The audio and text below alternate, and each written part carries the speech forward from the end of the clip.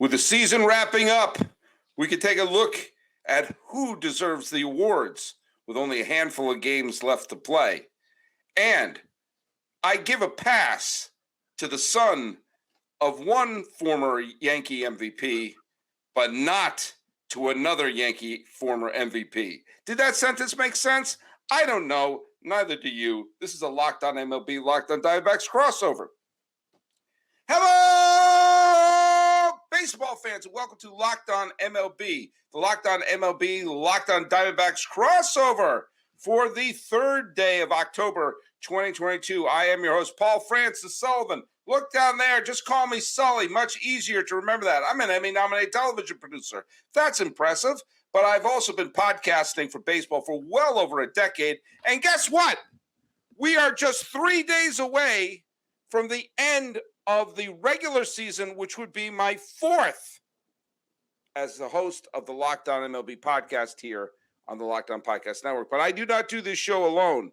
On Mondays, right there, look at my Brady Bunch box. Look at that good-looking face. Look at that. Put a diaper on that face. Look at that baby face. That beard doesn't fool you. But Miller Thomas of Locked On Diamondbacks joins me, and here we are to talk a little bit about the game. Hey, Miller, where do people follow you? Hey, you can follow me on Twitter, my personal account, Creator Thomas24 on there. You can follow the show account on Twitter and Instagram, Locked On Diamondbacks. Just look it up on the search, little search bar, those platforms. We're also on YouTube, Locked On Diamondbacks on there as well. And of course, we're on all your podcasting platforms. You can follow us on Twitter and Instagram at Locked On MLB Pods. I'm your pal Sully. I'm at Sully Baseball on Twitter, Sully Baseball Podcast on Instagram. And of course, follow us on all your podcasting catchers and on the YouTubes. The games ended on Sunday, and it is still a tie for the American League record for home runs in a single season, and that belongs to Aaron Judge and Roger Maris. So it's funny, he is at a little bit of a home run drought. He didn't hit a home run against Boston. He didn't hit a home run this weekend, which everyone on the planet, after, it looked like he could home run at will against Pittsburgh. He's hit one home run in the past couple of weeks, the one that tied Maris up in Toronto.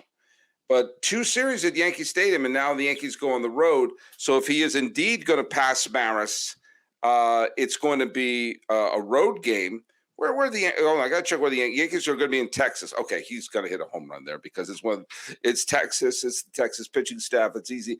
I hit 4 home runs this year in Texas. Wow. But but it isn't outrageous to think that maybe, just maybe, he doesn't hit a home run in the 3-game set, and then after all this, Maris would still co-hold the record of most home runs. Part of me wants that to happen.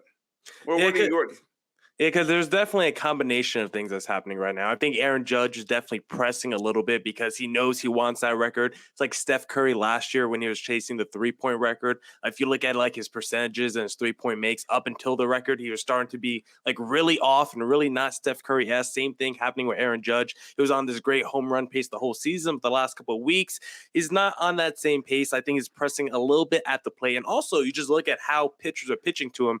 I know Connor Newcomb of Locked On Orioles likes to point out every Aaron Judge strikeout on Twitter, but also if you look at Aaron Judge's OBP over the last couple of weeks, his OBP over his last 12 games is like 570. Over his last 6 games, it's like above 600. So even though he still might be striking out, there's still a ton of walks in between that as well. So right now, just a combination of things for Judge during this home run chase. Is he pressing too much? Yes, they're also pitching to him differently. But I think the funniest thing right now is probably like when you watch the college football Saturdays, all the cutaways to Aaron Judge every time he's up at the plate.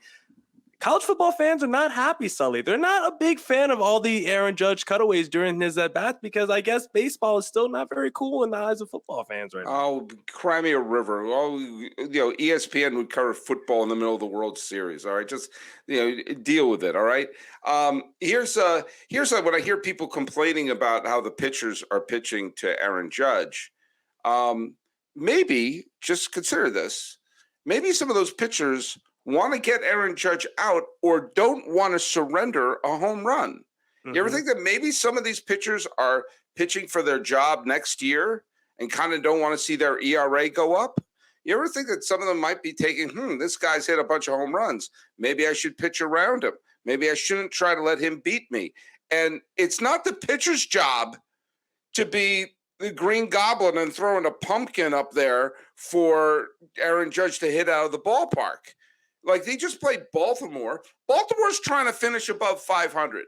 Psychologically, what that means for that team to after all these 100-loss seasons, to turn a corner and finish this year with a winning season, which a grand total of nobody thought was going to happen this year. That some people thought they were going to improve, maybe like a 75-win team, because some of those players were certainly percolating in their system. But to finish this year with a winning record means a lot to the Orioles, especially when you're trying to build on that as a foundation. And maybe for some of these Orioles players to be playing in the pressure cooker with all the cut-ins to the games, they know their eyeballs are going to be on them. Maybe, I know this is an outlandish thought, maybe one of them doesn't want to be immortalized as the guy who coughs up the home run to Roger Maris. To Aaron Judge. Whoops. It's a strange thing that some of these players are actually trying to win the baseball games they're playing in.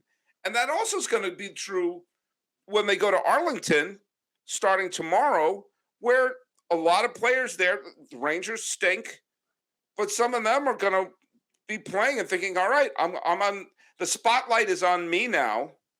And maybe, just maybe it'll be good for my career to pitch well right now.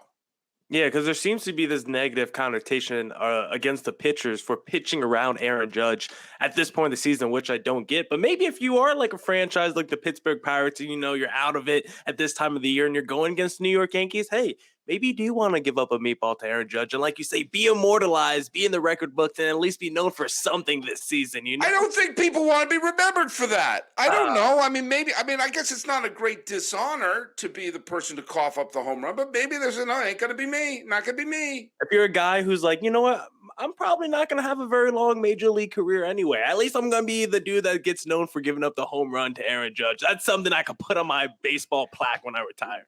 Great. Yeah, coughed up. That's what people want to be remembered for, losing. No, look at Aaron Judge has got to earn this. He strikes out a bunch in the last bunch of days, which shows that, guess what? He sees a few strikes. It's not the other pitcher's job to immortalize Aaron Judge. Do you feel differently about the season if he only ties the record and not actually breaks it? Well, yeah, because he didn't break it. Does it not feel as historical then? I think he stinks. Okay. No, it's a phenomenal. It's a much better all around season than Maris had in '61. He's having a remarkable year, a historic year. So if he doesn't hit a home run in the next 3 games in Arlington, he will still hold or share the record for the most home runs by an American leaguer in a single season. Who had that in the pool at the beginning of the year? Let me give you the ESPN First Take question. Does the MVP ride on Aaron Judge breaking the home run record? No, it does not. I will get to the MVP question in the second part, because I do want to go over everything here. I do want to bring up the fact that Roger Maris's son, Roger Maris Jr., has been going to the interwebs and saying that they have to find a way to sort of break down the home run record, to sort of to create different categories for the home run record, because he feels that there's a certain amount of cheating that went around that took away his father's record before. Fair. I'll give Roger Maris Jr. a pass. It's his dad. Mm-hmm. If my dad, I love my dad, may rest in peace. I love my dad to death. And if there was someone about to pass my father in the record books or something, I'd probably be very defensive about it too. So I give Roger Maris Jr. a pass, because Aaron Judge is one swing away from making Roger Maris a very obscure trivia question. Also, his dad caught a lot of flack. People weren't rooting for him. Yankee fans weren't rooting for him in '61. They were rooting for Mantle to pass him. They got a tremendous amount of crap because Mantle was the great Yankee hero who was supposed to pass Ruth, and Maris was a bit of a mercenary who they acquired from Kansas City by way of Cleveland. And it no, this is Mantle should do this, not Maris. And the two of them were neck and neck and neck and neck until Mantle got hurt, surprise, and Maris passed him. And because the commissioner of baseball, Fort Frick, was a huge Ruth guy, in fact, he ghost wrote his autobiography. He created the asterisk to put next to Roger Maris's record, which said, yes, he hit 60 home runs, but he did it in 162 games, and Ruth is still the king. And so there was a lot of bitterness. And Maris had said his career would have been a lot more fun if he didn't hit the 61 home runs, if he just was a really good player, excellent defensive right fielder who didn't have that one standout year. So I'm sure there was a lot of bitterness to how his dad had his home run record in 61, as opposed to the celebration of McGuire and Sosa, which, by the way, the Maris family followed them around and Maris hugged them. And there was all this love for the Maris family when did that. Suddenly he's throwing that to the garbage. And I don't know, I give Maris Jr. a break because of that history. But that being said, the single season home run champion is Barry Bonds. I can prove it in a court of law. And I've used this analogy before. You may personally not acknowledge it. Like I don't acknowledge the Star Wars prequels or the Exorcist sequels. But they're factually there. When I watch The Exorcist, I don't think, oh, then the sequel, that happens. No, in my mind, it didn't happen. But I can't say that Exorcist 2 didn't exist or the Star Wars prequels didn't exist. So you can acknowledge it or it can mean nothing to you, but it's real. Bonds is the home run king.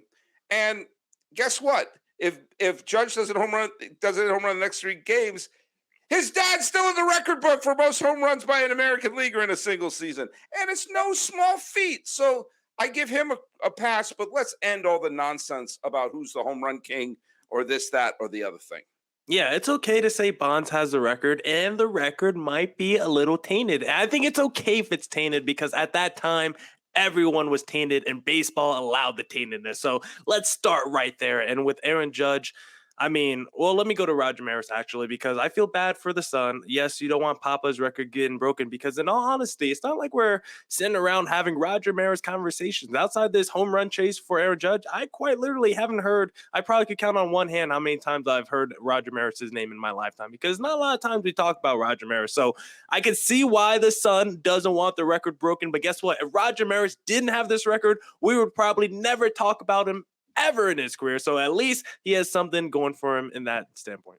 And Billy Crystal directed a wonderful movie called 61 with an asterisk next to it. Oh, did he? About the home run chase. It was an HBO film made in, I think, 2000 or 2001. I was so cynical when I saw it was being made. This is going to stink. And Barry Pepper, who's a wonderful actor from Saving Private Ryan, a bunch of other films, who looks exactly like Roger Maris. And Thomas Jane, who's a wonderful actor, has been in 1,000 movies, who looks exactly like Mickey Mantle, played the two of them. And I had my nose up at it. It's a vanity project for Billy Crystal. It's a great movie. It's a really great movie about the home run chase, about Maris and Mantle's friendship, about what was going on there.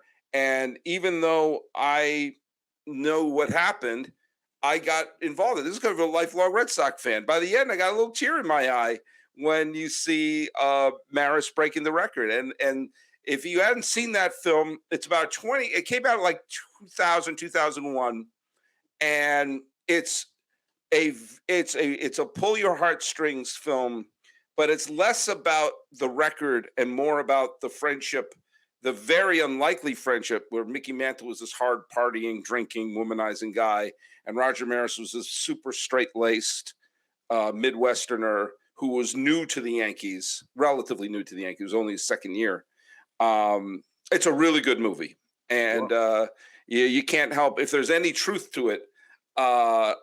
You can't help but have a lot of love and sympathy. And Billy Crystal, this comedian, was the director, and he has a blink and you blink and you miss it cameo in the film too. Yeah, But and if the son is upset about the record, maybe he could help make a sequel with Aaron Judge for the movie and keep his father's legacy tied toward the record, Sully. I don't know. I don't know. let me tell you, if they made that, it is a surefire bet that they will win the Emmy Award for that. If you're going to make any bets, go to betonline.net. It's your number one source for football betting info this season. Find all the latest player developments, team matchups, news, podcasts, and in-depth articles and analysis on every game you can find. And as always, BetOnline remains your continued source for all your sports wagering information with live betting and up-to-the-minute scores for every sport out there. The fastest and easiest way to check in on all your favorite games, events, including Major League Baseball, MMA, boxing, and golf. Head to betonline.net or use your mobile device to learn more. BetOnline, it's where the game starts.